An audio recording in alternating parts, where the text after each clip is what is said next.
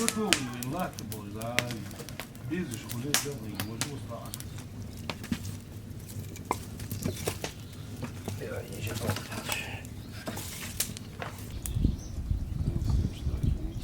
No ja.